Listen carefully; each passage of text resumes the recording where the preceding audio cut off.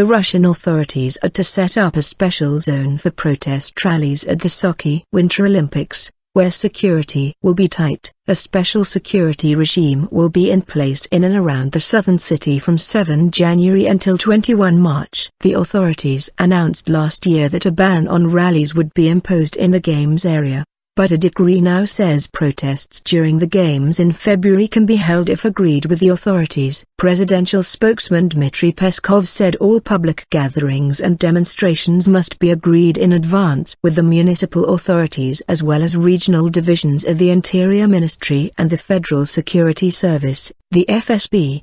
The president has issued an instruction to the organizers of the Olympic Games, together with the leadership of Krasnodar Territory and the Sochi mayor's office, to select a venue in the city where rallies, demonstrations and other events, including, if necessary, protests, could be freely held, Mr. Peskov said. But limits can be placed on the number of people taking part in demonstrations. According to the presidential decree, protests groups, such as those campaigning for gay rights and political reform, had complained at the restrictions on the right to stage demonstrations at the Games. Security concerns. Security has been a major concern in the run-up to the event, with fears of attack by militant groups. 2 suicide bomb attacks killed 34 people in the southern city of Volgograd on 29 and 30 December. Russian investigators say the perpetrators are believed to be 2 men who arrived in the city from the restive North Caucasus region. The bombings prompted President Vladimir Putin to order further security measures and personally inspect Olympic sites. Security measures in Sochi are reported to include surveillance by drones and strict limits on road access to the city. Some analysts see the easing of restrictions on demonstrations as the latest in a series of moves to burnish Russia's image and counter the Kremlin's critics as the Games approach. A recent amnesty saw the release from prison of prominent former oil tycoon Mikhail Khodorkovsky and 2 members of the female punk group Pussy Riot.